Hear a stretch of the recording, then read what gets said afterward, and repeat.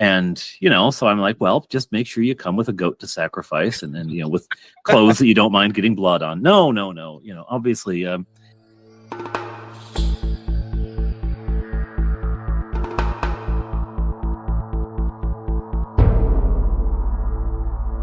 Welcome to the Red Caps Podcast, a podcast where we dip our caps into the blood of our listeners and we ramble on about old school games.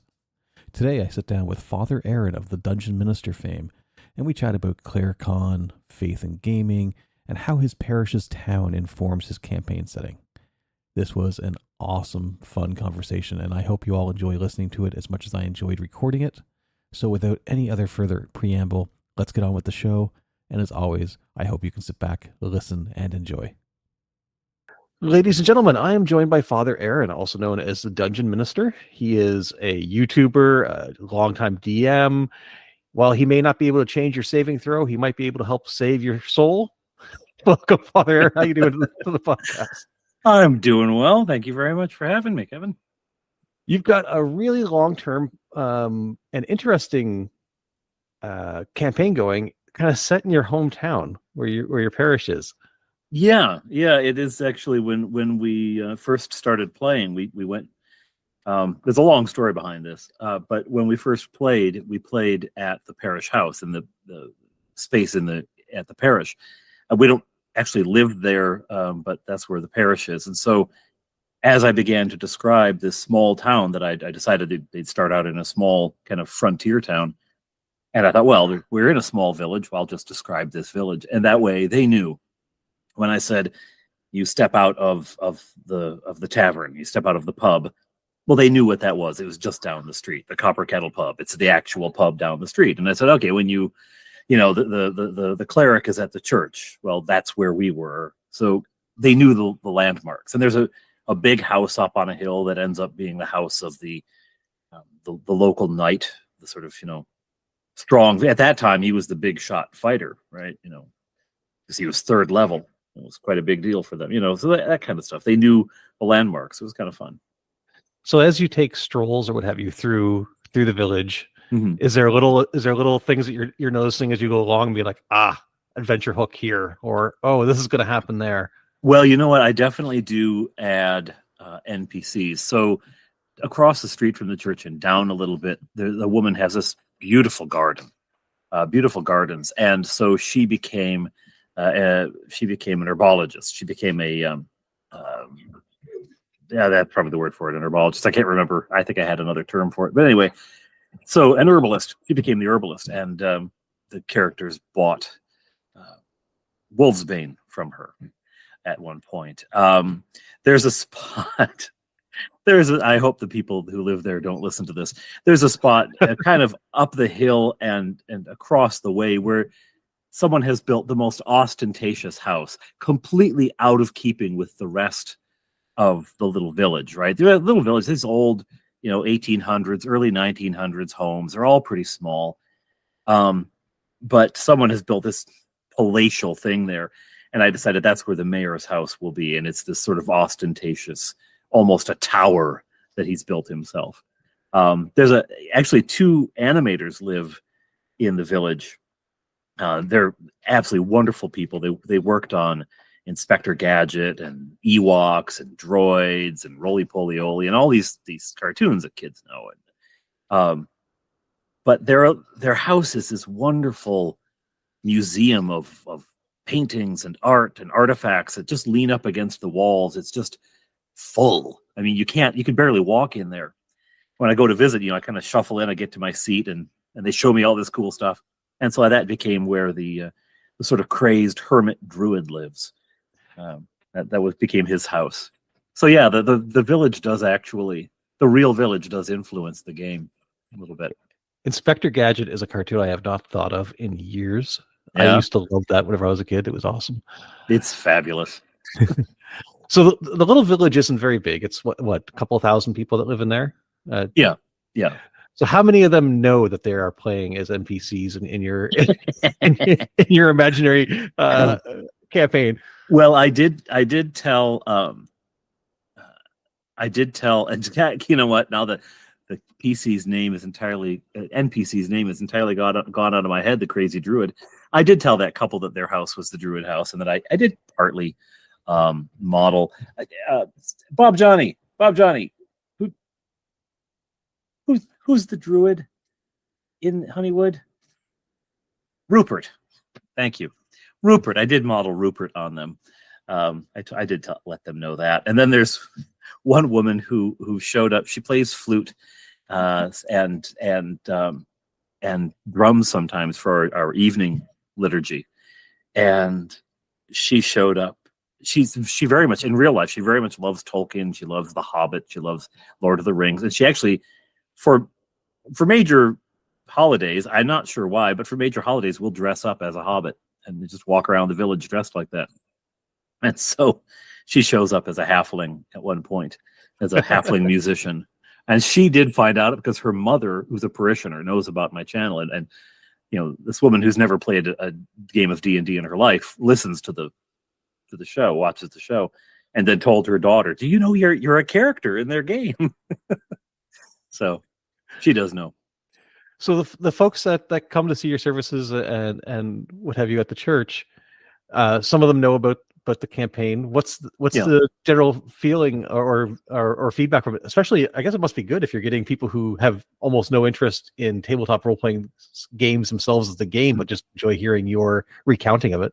Yeah, well, part of it is because the players of the game are my boys, and and like in any small parish, the priest's kids, the rector's kids are going to be, they're going to be popular, they're going to be well loved, and so part of it's just to hear what the family is doing, but also, I think just to sort of support. And I would say one of the reactions at first it was probably what a strange thing he's doing, but that's his business, as long as he's doing it on his time. But eventually, what came out of it has been part of the rationale for having done it to begin with. To be perfectly honest, one of the rationales at the beginning was, you know what? There's still a lot of simmering anger about the Satanic Panic. I mean, like 40 years on, people still aren't cool with that. And I don't blame them, really. And so I wanted to say, you know what, here's a priest playing this game. Here's a priest playing the game. It's not all church people that thought that or think it now. Very few think it now. And there's a place in the game for people of faith, and there's a place really for the game in the lives of people of faith. But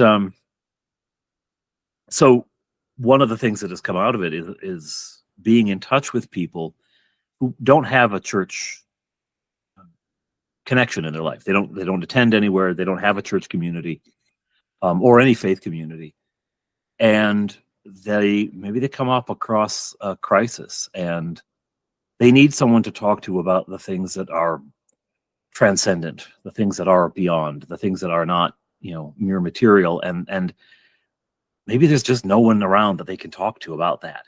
Maybe the people they know, if they bring it up, then someone who in their real life knows their problems and their struggles, and that could be awkward and challenging for people. Well, here's this priest. He's online. I'm already watching his campaign recaps. I know he's like me because he plays the same game I love, right? And so people have reached out to me, and so one of the things I obviously I never disclose any details or names or any of that, but one of the things I'm able to tell the parish is, look, this is a little hobby that I do, but it's actually become a ministry. I mean, I don't talk religion during my show. I don't talk religion during the recaps and anything like that. I sometimes mention, as a priest, I'm happy when my players make a moral choice rather than a murder hobo choice, But the fact that it has opened up whole different avenues and encounters and opportunities to help people in need and to be that's actually made the most parishioners who know about it terribly happy. Actually, they're quite happy about that. because they're just delighted to know there's like, hey, someone's in need and they're willing to come to this person because they share a hobby. Great. That's really interesting, because when I was sitting down thinking of things to, little topic points to talk about, a lot of the points I had, or things that I was thinking of in terms of this sort of topic, were more of how the parish was reacting that way. But I never stopped to consider those who were outside of that, seeing, like, I was more looking at it from, how did people of faith view you interacting with the hobby, but people not of that persuasion coming back and seeing you involved in it, it's probably got to be very opening for them too, to go, oh, okay, some of the stereotypes that they may have heard or had assumed obviously may not be true. And yeah, that's really interesting. I'm glad that that's able to be, you're able to be of service to folks in that way as well, where they can see that there's an opportunity to come and have somebody to talk to or explore their own faith in that way as well. That's really neat. It's been astonishing. I mean, there's been people who are like, I want to go to church. How do I do it? I mean, something as simple as that. But for a lot of people, it does. It's like it's sort of scary mystery, right? What do they do there? And so I'm like, well, just make sure you come with a goat to sacrifice, and then with clothes that you don't mind getting blood on. No, obviously.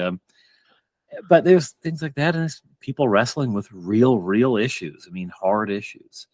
And it's just like anywhere else, right? It's not any more prevalent among gamers than anyone else, but everyone goes through it. And so it's been quite a revelation to me as well, because I knew it had an opportunity to reach people, but boy, I did not expect it to be quite the depth that it has at times gotten to. So with the YouTube channel and everything around it, you have a logo. Now, there's lots of people in the online space that use the D20 for their logo. Yes, it's D&D. The D20 gets used a lot. Yours, however, is very unique and very instantaneously recognizable for your brand. I'm glad. Being the head on top of the shoulders of somebody in your full clerical gear. How did that come about? Did you design that? Did somebody else design that for you? I made it. It was when I started the channel, and I just like, well, what will I have as the logo? And I don't know. I just said, okay, maybe a picture of myself, but my head is a D20. And so I stuck the camera on a tripod and hit the timer and took the picture, and then I've actually had all my dice on the counter, because it's also the array of my dice is the header on my YouTube channel, and I grabbed the D20 off of that and enlarged it and plopped it on there, and there it was. Yeah. So it actually is your torso underneath it. It's my torso. It's me in the collar, and it's my D20. It's actually the D20 that I have had since I was 11 years old. I want to say 11 or 12. Wow. Yeah, I had the same. You hear the whole thing about dice goblins and people just collecting hundreds and hundreds of dice. I have had the same set of dice since I was a kid. I bought more when I was a teenager because I played with friends and they didn't all own dice. So I bought a few extra sets so that we didn't always have to share out dice. But that was the set that I DM'd with back then. I have since acquired a couple of others because Bob Johnny, my youngest, likes to run a solo game for me, a one-on-one game for me. And I say, yes, let's play. I'm going to sit in my recliner to play. So I've got a set of dice by my recliner for that. So now after this many years, I've had to punish dice before and put them in dice jail because of how poorly they're rolling. But if you're operating off the same set of dice for a long period of time, what's the has it been truly balanced for you, or have they been in your favor more than not? Well, I'm gonna share a secret with you. They're dice. They're random. They're not being naughty. You're just unlucky. Oh, that's so not true. So not true. Oh man, no, I've got the same dice. I go through runs with them where, I also do a game at the local game shop, and we went through a run of I was killing players like it was a new favorite sport. And you know, and I think, man, did something happen to this dice? But oh, you know what? No, because then next week we'd play again, and the players were trouncing all over, you know, killing trolls without any trouble, kind of thing. So, embrace the random. Stop blaming your dice. I do embrace the random on it. I'm not too fussed about that. Although my middle guy, Touchberry in the game, he does have a dice jail. Someone at Cub Scouts gave him, back when he was in Cubs, gave him a dice jail for his birthday, and it lights up green, you know, and you put the dice in there, and it's funny. Anybody who is an expert in their field or has worked in the field for a long period of time, so yourself being in the clergy, myself being in IT, if you see your profession being shown in pop culture, on a TV show, in a movie, in a game, you quickly see all the things that they're changing for effect or just plain getting wrong. Right. What are some of the things that you've seen that are either misconceptions entirely or just stuff that commonly gets done incorrectly with regards to, say, a cleric in whatever sort of a media you want to talk about? Well, first of all, priests are forever being portrayed as utterly naive about sex, alcohol, dancing, pop culture, breathing, walking, talking, anything. You know, I mean, they're just these sort of, like, they're always floating about 2 inches off the ground. They're always you know. That's one thing, but the thing that drives every priest will tell you: you see a movie, and the altar has a green altar hanging on it, and the priest is wearing violet vestments, and the lectern has a white hanging in it. It's like, no. They all go together. It's a season. It's purple for Lent. It's white for Easter. It's green for ordinary time during the summer. It's blue for Advent. No. So we're driven absolutely up the pole about that one, because it's like so easy. You're filming in a church anyway. You had to like rent this church out for the day. Stop by the priest's office and say, Father, if I was shooting a scene during Easter, what would it look like? I bet the priest would even come and set it up for you. You wouldn't have to bring your own stuff. That's the thing that drives me nuts, is when you see something that's so clearly, just so clearly liturgically wrong. Or you have a wedding. This is a great one. Weddings in movies are about 5 minutes long. You know, the couple process in, and you know, then there's always a who gives this woman, which we haven't said that for like half a century now. That she's giving herself. Thank you very much. But and then, you know, do you take this woman? Yes. Do you take this woman? Do you take this man? I do. And then and you may kiss. I now pronounce you man and wife. You know, like what? If I did that for a wedding, they'd turn and say, what are we paying for here today? Yeah, no, it's all those kinds of things. But I mean, obviously you wouldn't do a full, you know, 30-minute wedding in the middle of a movie. Yeah, it would extend out that movie out to Lord of the Rings length, and yeah, you may lose some folks during that point unless they're really invested in the characters. Yeah, but it's just so funny. It's like that's what the wedding is. It's just that crystallized moment. No one ever signed a register in a movie wedding. You know, all those fun things. With regards to gaming, so obviously the cleric that's in D&D is not a representation of say your role, but if you were going to try to build one that was, if you were to make an adventuring class based off of you know your role in the church, right, what are some of the things that you would do to make that? What would be some of the abilities of that character? Well, obviously you'd have to, you know, you'd have to bulk it up a little bit, because if I went into a dungeon, if I went into an orc's camp, I'd be dead in the first 30 seconds. Okay.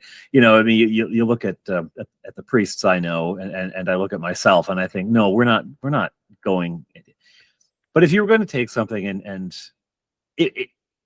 in the same way that the paladin is somewhere between the cleric and the fighter, right? He's got the fighter, but it's got some religious duties, so there's a sort of a middle ground. If you were going to make an actual priest, you would probably go somewhere between cleric and normal human. So you'd strip out the fighting, probably. You wouldn't, not entirely. Maybe you'd put it between a cleric and a thief. And I do not mean that as a slam on my fellow priests, but because if, you certainly wouldn't be, like, not me, wouldn't be charging into combat. But if you're going to say, okay, what fantasy game capabilities might a priest actually have? Well, the spell bless, certainly, that's one of the primary things priests do. Turning the undead. Not that I actually do that, because newsflash, zombies aren't real. But that would be the kind of thing you would say, yeah, a priest, a non-combat religious figure, could still do the turning the undead and maybe casting the spells. It just would be like the cleric without combat, really. If you were going to make it a fantasy class. If you're going to make it a realistic class, it would be the useless guy at the back who keeps asking when we're going home and is there any lunch today. So and keeps everybody calm whenever they're freaking out. Yes, that would be the one thing. So, let's just remember that this life is not the end, and oh well, ours is about to.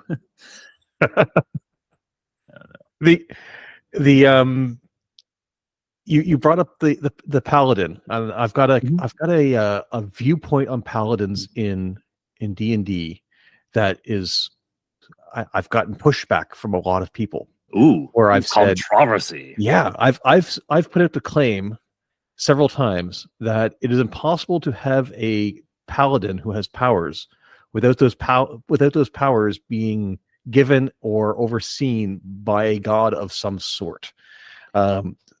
With the latest editions of the game, they've gone out of their way to say that anything can grant the powers. Yeah. But I've always maintained that since the powers can be revoked, there has to be something that is watching and judging, and whether you want to call it a god or not, there is something that is overseeing this paladin to ensure that they are doing what they're supposed to.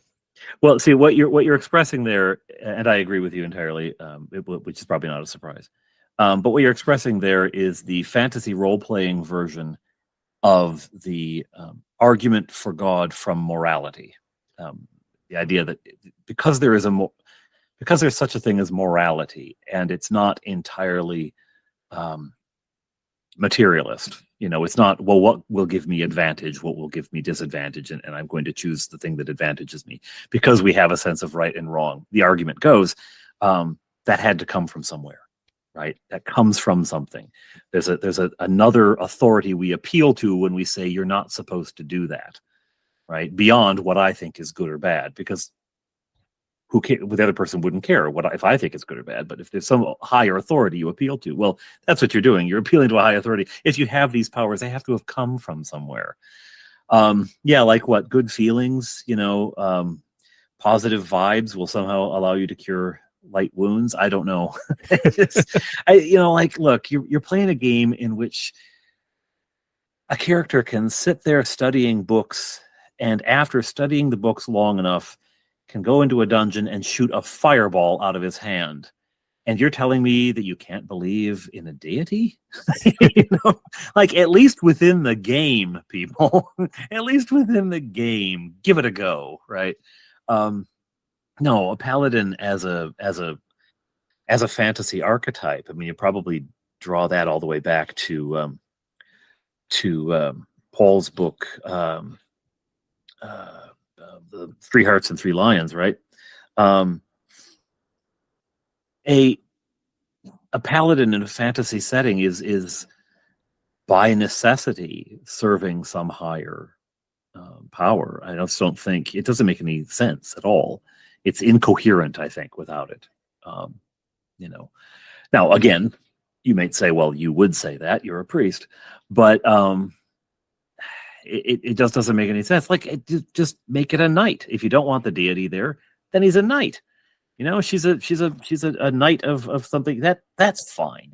That's great. Perfectly valid, perfectly cool. Of course, in the actual like real world, the paladin comes from Charlemagne's closest inner circle of knights. That was where the whole term and the whole idea comes from, of the paladin. But again, Charlemagne was certainly someone who acknowledged and respected and took seriously divine power, and very much appealed to it in his own life, and was pretty rigorous about it too. So yeah, I've always viewed the paladin in terms of gaming as being the other side of the warlock coin. It's a class that has received powers that are beholden to another being of some sort for them. But yeah, I've always thought it was interesting when people tisk me when I say that. But well, I thought you were going to go with Bill Sylvie, the Dungeon Delver, who's got a fabulous show of his own. His controversial take is that paladins can only be lawful good. He just says, if you're something else, you can be something else, but you're not a paladin. You're something else, right? If you're not lawful good. I thought that was your controversial take. So I don't know. There's all sorts of controversy around the paladin out there. Yeah, I don't know if I would agree with him. I guess it would depend on what the alignment is of the god.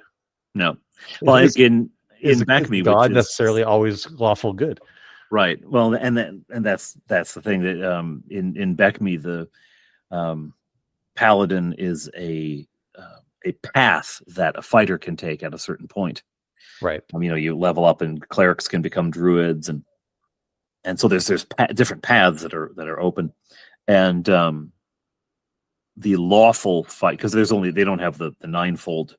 Beckme only has the threefold alignment system, and so the lawful fighter can become a paladin, the neutral can become a knight, and the chaotic becomes an avenger.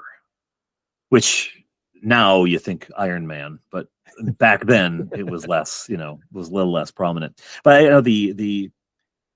I think the lawful and the chaotic have to meet certain standards.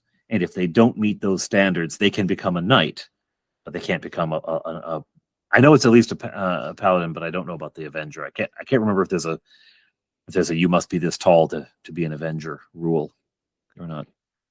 But yeah, there's a sense of there's something you're giving yourself to. So they just would say, yes, you can be something of a like to a paladin, but you won't call it a paladin. That's for the lawfuls. Right. I think that's Bill's point. Paladins are lawful.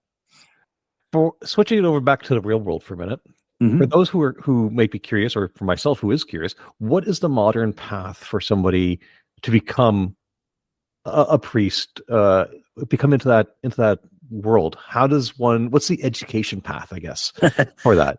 Well, there's a bit. First, before education is discernment.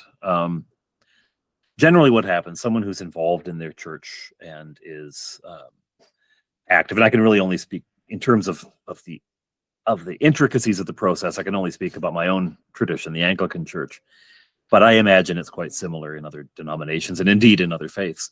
What generally happens is the priest of the parish says, I think this person has a calling to the priesthood or to the diaconate or whatever. And in my case, I was actually attending a cathedral in Milwaukee, and at various points, people would come up to me, and first of all, they thought I was already a seminarian. There's a seminary just outside of Milwaukee, and a couple of priests, a dear Father Talmage, wonderful man, he said, just keep open to the Spirit, Aaron.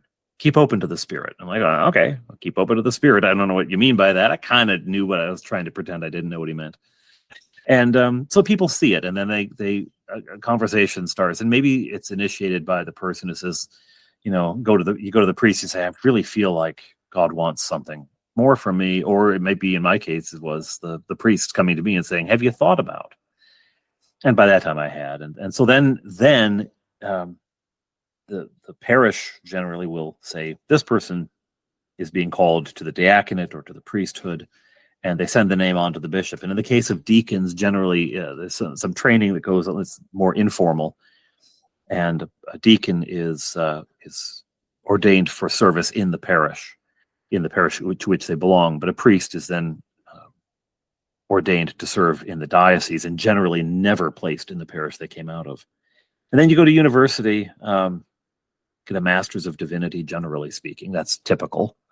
It's not necessary, and there are places in the church, especially here in Canada, where it becomes terribly difficult to get people to a seminary. If you're in Nunavut, right, which is the far north in the eastern side of Canada, the far north, or the Northwest Territories, the far north in the west, you're nowhere near a school of theology. You're nowhere near, and getting you to one is going to be a huge, hairy mess. So there's some online courses, but a lot of times, there's different educational expectations in those cases. But in the populated South, as we huddle close to the American border for warmth, it's a Masters of Divinity. So it's a 3-year program, and at the end of which you are not guaranteed to be ordained, because there's still discernment happening throughout that. And the diocese, which is the bishop and a committee in the diocese. I'm actually on the committee in our diocese to interview people seeking ordination.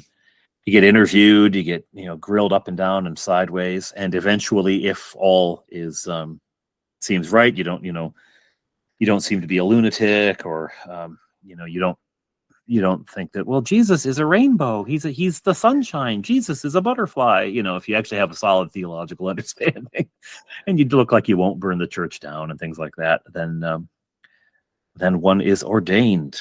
And first ordained as a deacon, actually, regardless of what other things lie in your future, because every priest starts as a deacon, and the deacon is there to serve. It's a diakonos, means helper, servant, and so you start as a servant, and you, after a period as a deacon, further discernment is undertaken, and they say, okay, yes, I think this person is now called to be a priest, and then you're ordained again at this time as a priest.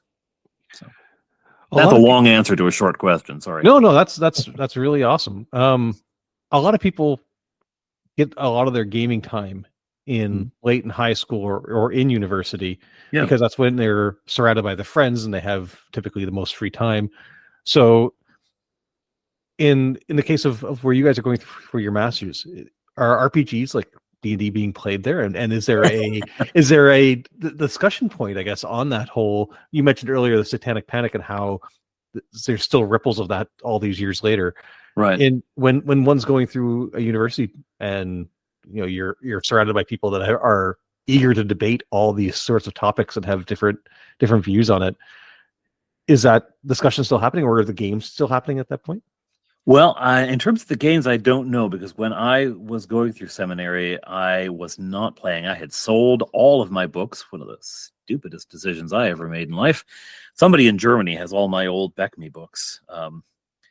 If you have them, guten Tag, please send them back. But I sold them on eBay like a chump.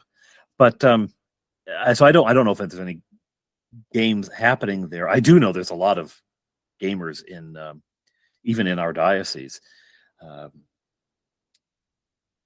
I was interviewing. I said I was on the committee. I'm on the committee for people who interview priests. I was interviewing this young man who's talking about priests, and so one of the questions is, "What do you do in your free time? How do you recharge?" And he said, "Well, one of my big hobbies," and he says it sort of apologetically, is to play Dungeons and Dragons. And I almost jumped out of my seat. Ordain him now. We need a cleric in our campaign. Ordain him. But there isn't, there isn't a big discussion specifically about that. But what you have just done is given me a great idea for a workshop that I could offer the local seminary. Like, hey, you want me to come in and do a talk about, sort of pop culture and faith, and the intersection of nerd culture and religion? I'd be happy to do it. So you've given me an idea. Thank you. No problem. Let me know how that works out. If you pitch that and somebody says that to go for it, I'd be interested to hear some of the talking points you've got for it. I will definitely let you know. With some of the skills that I assume you have to do your role well. So you have to be patient and be able to listen to folks and actually listen to them and hear what they're saying. Mm-hmm. And given that you're doing public speaking, your oration skills must be whatever number on the 3D6 scale you want to put it at has to be on there. How many of those skills do you... Not necessarily. I have been to some sermons where you say, oh, this person rolled a 4 for their charisma, But how would you say that impacts or influences your DMing style? So that's an interesting question. I never thought about the connection between them. One of the skills, and it's funny because not that the goal is to impress people, but people seem to be terribly impressed by it, is that you sit with someone and then, when you're going to go, you say, well, let's pray before, and the skill is simply to have listened to them well enough that when you go to pray at the end of the, of the visit, you're praying for what they talked about, and not just like grabbing the words they said, but you can distill it into, be with your child, fill in the blank of the name, fill in the name, who is frustrated and lost and alone and needs to know that you are present, something like that. And so as a transferable, you have to listen to what your players are saying. Even though you wrote this grand adventure the night before, they're deciding to go somewhere else. So you need to listen to what they're saying, see what they think is ahead, and then decide if you're going to surprise them with something totally different, or if you're like, well, that's a good idea. I think I'm going to weave that in. I had something else in mind, but I'm going to take their idea and weave that in and make it part of it. And not just the content, again, not just grabbing the words, but if they're expressing a feeling that, the world has become their imaginary world, that the game world is becoming very dangerous and something is lurking and something is following them and they're always, well, then you can start to, like, that's the game they want to play. Beautiful. Let's draw it that way. Let's make it more like that. You pull it in that direction. So there is a certain back and forth. My career before I was a priest I was an actor and a stage actor, and stage actors have to, and movie acting is a totally different skill. I can't imagine how that works because a stage actor gets so much from the audience. The way the audience laughs or gasps, or just even the way they breathe. If you spend you spend a half an hour before a show, people gathering in a room together. By the time the lights go down, they're kind of breathing as one, right? They're kind of breathing together. And you get so much from that. There's this interplay between the actors and the audience that you also end up using as a priest. You also end up using as a DM. It's a back and forth. There was a fellow not a long time ago, a couple years ago, was really, really railing against the idea of the DM as a storyteller. And I get what he meant. What he meant was, I have a story and you will play my story whether you like it or not. Railroading, classic. But the positive sense is that it's the DM sets the table, spins the world, and offers the scenario, and then the players take the ball, right? And they do something with it that you don't expect, or maybe you do expect. Maybe they do exactly what you think they're going to do, because sometimes your players, right? But they do something and they give it back. And you take it and you react to that, and the world reacts to them. And it's this interplay. And so the story is told not by a person telling it to a bunch of players, but by the exchange between, this organic thing that happens between. And the dice get involved, right? The dice say, oh, you thought the dragon was going to be a challenge, did you? Well, no, because it can't seem to hit anything, and they're making all of their saves against dragon breath, right? So there's a story that develops as it unrolls, and the DM is there, the players are there, the dice are there, the rules are there. They have certain constraints, and so there's this wonderful alchemy that happens, and that happens in acting, that happens in preaching, that happens in pastoral work. So there is probably a transferable, or at least a common skill set. I very rarely during a visit at the hospital, very rarely say, okay, well, I need you to save versus poison. I try not to do that too much. The yeah, that may not go over well with the patient laying there. No, maybe not. There is something fun about seeing the dopamine rush from a player who, they're sitting around and they're discussing amongst themselves what they think is going to happen, and then that it turns out that is what happens with that, because that's what you had originally intended, or because you went, oh, that's a great idea, and seeing them go, I knew it, I called it. Yep. And you're like, yep, yeah, you totally did. Oh, it's beautiful when they figure something out, and they figure it out in a way you couldn't expect. My players were going through a dungeon. It was like a path through the mountains, and part of it was like a Moria thing, right? They got to go through the terrible. And there was a hallway with these traps in it. And the thief, she found the traps. It's my wife's character. She found the traps. And so they knew it was there, and they knew the floor was going to give way if they walked there. Like, how are they going to get across? And I'm like, let's see what they do. And the elves have a web spell, and they shot a web over the thing, which just stretched over it. So if they do fall, they're caught, but then they're stuck, right? So now what are you going to do? And then they thought of the door. They had come through, they'd picked the lock on a door. Like, can we take the door off the hinges and lay it over the web?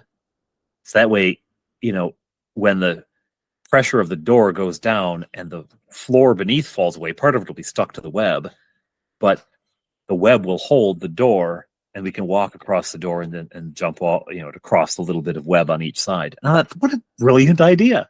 Like, I never would have thought of that. And it's so fun to listen to that happen. Yeah, I am a big proponent of set a situation, don't set a solution. Yep. Because that allows you to have fun in evaluating the proposals that come up. If your evaluation is simply, no, that's not what I had written down, so you failed, then that's not at all. No, so, I generally will have an idea of how they could solve it, because I don't want to make something insoluble. I mean, you fall into a pit with 13 black dragons in it. Well, I mean, then it's over, right? I don't want to set up something that's impossible. So I usually will have in the back of my head how I would do it. But 9 times out of 10, that's not what the players do. And that's what's so brilliant about it. So we were talking about earlier that, a lot of people get gaming time in the university or what have you. Yeah. The other spot where a lot of folks will get gaming time in large groups, especially after they've left school, is conventions. Yeah. And you have taken upon yourself to start up a convention, which is a whole different kettle of fish of anything else. How did the first CleriCon, which, by the way, the name is awesome considering where it's coming from, but how did you decide that you're going to do one of these, and what was kind of the first couple of steps towards it like? Well, I mentioned Bill Silver earlier, the Dungeon Delver. He had an online convention, and he kept saying, I can't do a physical convention, get everyone down here, and renting a hall would cost a fortune. And I thought, I have a hall, the parish hall at the church. And I mean, I still have to rent it. I can't just use it for free, but members get a good rate, and the rector counts as a member. So I can rent it at a pretty low rate. And I know there's a lot of games. So we're just about an hour outside of Toronto. I know there's a lot of gamers around here.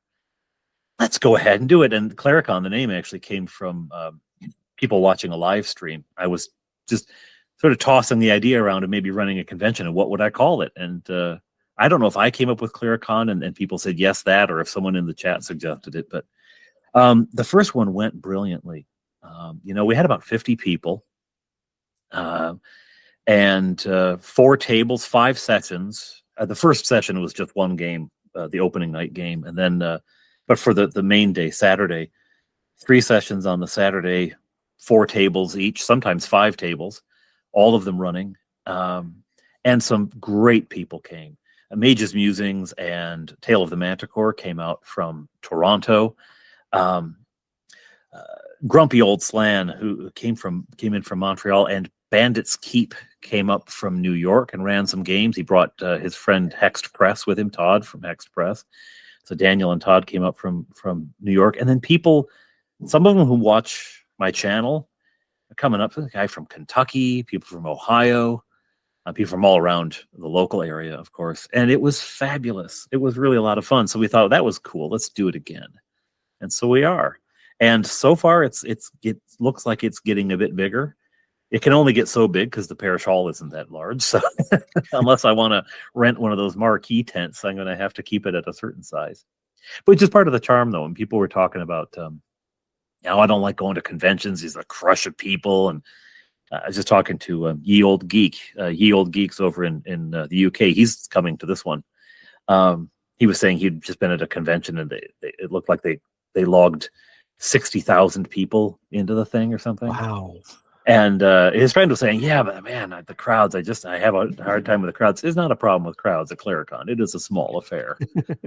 But we're getting some great folks this time. All the group who came last time around are back, and even more folks are going to be there. There's going to be Bear, the Gen X GM, is going to be there, and he's going to be running a superhero game that he's written. As I said, Ye Old Geek. There's the head of it's not Brantford, it's Brant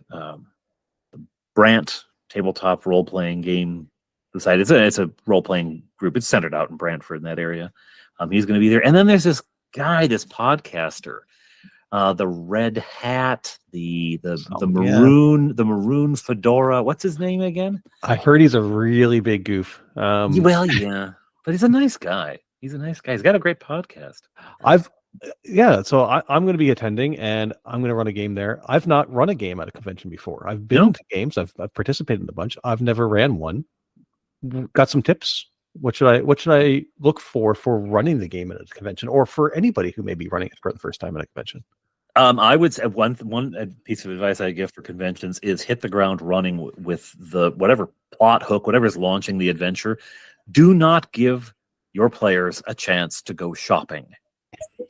Don't give them a chance to try to hire retainers, because you are going to spend an hour and a half purchasing large sacks and hiring Sven, the friendly barman, to come and wield an axe for you, and you just slogs down. So design an adventure that grabs people by the collar right away, that you don't have a choice, but you have to go on this adventure. Boom. Because the players will do that stuff. They will shop for an hour, but everyone at the table, including the person doing the shopping, really just wants to get in and start fighting orcs, right? They just want to start turning skeletons and raiding treasures and things like that. That's what they want to do. So, contained, something that doesn't that isn't going to be a multi-session game because you don't have them. Yeah, no, people will not have an opportunity to do that if they sit down at the table that I'm running, and they may, in the first 5 minutes, be very angry at me. But I'm willing to take that on. Excellent. You have an excellent video up on your YouTube channel, which everybody should go check out, where you kind of broke down how the recap of the first ClericCon went, and what went well and what went bad. Yeah. For those who haven't seen it yet, what would you say is the number one lesson you took from that you're applying to ClericCon 2 from ClericCon 1? Well, only run one game and get help. And I don't necessarily mean mental health help, although that could also apply to anyone who thinks they're going to run a convention on their own. I'm an only child, and so when I get a new toy, I want to play with it by myself. And so running this con, I was like just doing everything. I was doing the scheduling and the finances and running out to buy the napkins and everything. And thank you to Grumpy Old Slan, who showed up and just made himself extraordinarily helpful the entire time. He was fabulous. He helped set things up. He even, because it runs Friday, Saturday, Sunday, he even came over to the church with me and helped me set up for Mass the next morning, which is well outside of the convention. But he just saw, that Father Aaron needs some help, and so he was an extraordinary help. The biggest thing was to draw more people into it. And then there were like technical things like maybe have some healthier food on offer in the tuck shop, so it's not just pizzas and chips. So it's going to be a bowl of fruit and maybe some chopped up carrots and celery kind of thing as a snack as well. Not everyone wants to, spike their diabetes in the weekend. The last few conventions I have been to, I have lived almost entirely on apples and banana bread. There you go. But yeah, a balanced meal like what I've been doing is clearly the proper path through there. Yeah, you get bananas in the bread. It's all good. Yeah, there you go. It's fruit. Yeah, it's perfectly healthy. Ignore the all the butter and sugar. Yeah. But we mentioned the YouTube channel. The whole creating content is almost a whole separate hobby from running games or anything else. How have you found the editing and creation of recaps or videos in general?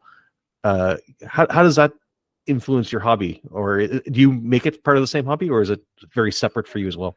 Well, it is separate. I mean, the game, because the game that I play is actually with my family. It's the house game, right? It's the home game. That's very much something that we do for, it's something I do with my family. It's not it's not open for the public. But then the recap is a whole other issue, right? So there's the playing the game, which we'd be doing anyway. Then afterward, I go down to the basement at the parish house, at the parish offices on my lunch hour, and I record a recap of it. And then the editing, that's an all-consuming thing. It's like every night I'm up, till 1 or 2 in the morning doing editing, because it's a lot. And I found the more experienced I get at editing, the more stuff I add to the videos, and the more complicated the videos get. So it's not getting shorter; it's getting longer. The process. It is one of the things that I've sort of committed to, is that when it's onerous, when it's just no longer fun, right? I'm gonna step away, because if I get in front of the camera and I'm not enjoying myself, then it won't be an enjoyable video to watch, right? No one wants to watch a priest sort of grumpily go through, and then we did this and we did that, and for crying out loud, I try to keep it up. And it is like the whole editing thing. I first learned during the lockdowns, because the churches were closed. So we went online and I started making videos. I just made sort of slideshow videos. I'd take classic works of art and then I'd read the gospel passage for that Sunday, and I'd do a sermon on there. And those even got more complex. Our organist started, well, I'll play some music for the beginning and the end. Okay, great. You do that. And so I started making them more complicated. But I actually sort of poked around with the editing software then, and learned enough that when it came to do the Dungeon Minister, it was doable. I knew how to use the tools. So that was kind of cool, and I really do enjoy editing. I have a lot of fun with it, because I slip in a lot of jokes. I slip in a lot of 80s pop culture references, and things like that. Yeah, one of the things that I love watching with your videos, there's a few different YouTubers that I watch, not necessarily in the tabletop space at all, but they do a very similar thing to you, where since they're a solo person talking to the camera, they've got whether it be a prop or something else that chimes in and is the comedic relief to whatever is happening. And I love those little moments where you have the statue that chimes in or what have you beside you, and Saint Beckme. Yeah, Saint Beckme, the grumpy, Saint Beckme the sarcastic. Yeah. He's also a good way when I have either said the wrong thing, like I'm so involved in telling the story that I use the wrong name for a character, right? And he'll chime in and say he means somebody else. He's forgotten to drink his coffee this morning. He doesn't know what he's talking about. It's a fun both for humor and just actually for correcting me and getting points across that I forget to say. Yeah, I mean it's better than having to reshoot a whole scene or something because of because of that. You've got an autocorrect sitting there that you can just slip in and go. I completely agree with you though that if it starts to become a drag, or if it's not as much fun, stepping away. That I took a break from this podcast for better part of a year for very similar reasons. Like, just there was a lot of stuff going on. It was like, okay, it's time to put stuff on pause, and then came back, and everything feels back to where it was before, which is good. Like, it's back in the fun part again, right? So I think being aware of that and being able to plan out a step back is always a good thing for it. I do have I've made things more complicated for myself, I guess, because I do have patrons, and so I also feel a sort of responsibility. But even there, like, if it got to the point where this is not something that I can sustain, I just say, all right, patrons, I'm ending the Patreon page, and thank you very much for your support in the past. I'll keep it going for another month that you all get what you've supported for, but then I'm out. I'm not going to keep doing it if it's wretched, right? Right. Well, let's swing it to a happier tone. Yes. CleriCon 2. What are you most looking forward to? Like, what of the games either that you're going to run or that are being on there, or just in general, what's kind of like the most exciting thing coming up for you that you've got months ahead to kind of sit there and think about and plot and what have you? What's really driving the juice for you from now until then? One of the big things is getting to meet some people in person whose stuff I watch online. Ye Old Geek, John, Bear, Paint Minis Live. He's a guy in Minnesota, and he paints minis live. Not live minis. That would be harder because they'd be running around. But, sit still, darn it. Come back here. These are great people that I've known, through this medium, through screens and stuff, right? Online and podcasts. And so last year, to meet John from Tale of the Manticore, to meet, I'd actually met Sean earlier because I played in one of his games. But to meet Bandit's Keep, I mean, and these are videos that my boys watch, right? They love watching this stuff. They listen to the Tale of the Manticore, even though it says, viewer discretion is advised. It's not necessarily for younger listeners. They're like, yeah, they listen to it. So to actually meet these folks and to see the people who gamed with us last year, I was actually just on someone's live stream chatting in the chat, talking to a fellow General Nut, which is a great name, who came to the convention last year with his daughter, and they were lovely to meet and a lot of fun. He's a great gamer. He was really entertaining to game with. He was a lot of fun to game with. I'm looking forward to seeing those folks again.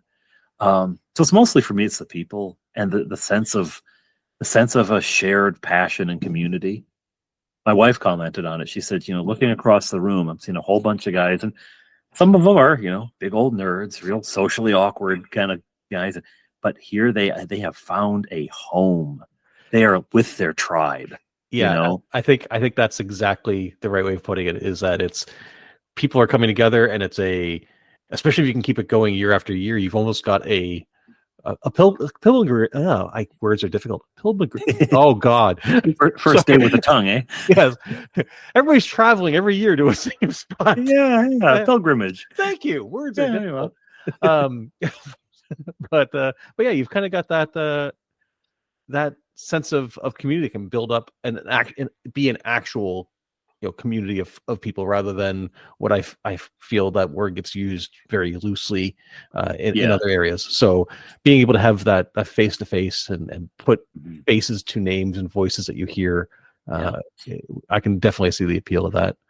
Well, and it's the funny thing, like when I met John from Tale of the Manticore, he looks nothing like he sounds. I did an interview with him, and I know everybody that's listening to this now is only hearing our voices, but we have a video feed that's going between us so we can see each other. And it was the same thing with me whenever I sat down with John and we did our conversation. you're like, oh, you do not look the way I expected you to. Yeah. I expected you to based off of your voice. Well, based on his voice, you'd expect him to be about 6'4" and 225 pounds, and nothing but muscle, and and he probably is nothing but muscle, but he's certainly not 6'4". So, if people want to come to CleriCon and put, faces to voices, or to meet some of the folks that they follow online, how do they go and become part of it? They go to ClericCon.com, and it's cleric. The way cleric is spelled in D&D, with an O-N on the end of it. The last C in cleric becomes the first C in con. ClericCon.com. A domain very kindly registered for me by a fellow who came and ran a game, Chris Engler, who ran a game last year and is here again running Morkborg, and I think he's also doing Dragonbane this year. That game is awesome, by the way. If you've not played it, it's amazing. Cool. Yeah. I'm glad he's coming to do it then. So people can go there, and you'll find that'll actually bounce you over to an RSVP site. But it's easier to say that domain name than rsvp.com/ClericCon 2024 or whatever. No, ClericCon 2024.rsvpifi.com. Never mind. ClericCon.com. And you can register on there. It is in Glen Williams, Ontario, which is Honeywood in our home campaign. So if you're anywhere in the Ontario area, or like Ye Old Geek if you're in England, or like Bandit Skeep and Hex Press if you're in New York, or like Bear and Grumpy Old Slant if you're in Montreal, come on by, and you find information on there about all the games to sign up for, and the opening dinner and all that kind of good stuff is on there. Yes, and it's all for the low price of $40. That gets you both the opening dinner and full access to the convention. So it's not an expensive event. It's located about 45 minutes from Canada's largest international airport, and within an hour of our biggest city. So if you're able to fly or drive or what have you, you can definitely get there. It's not too far off the beaten path. I just realized I should point out, you don't have to come to the dinner either. A lot of people are just going for the convention, and that's $20. So awesome.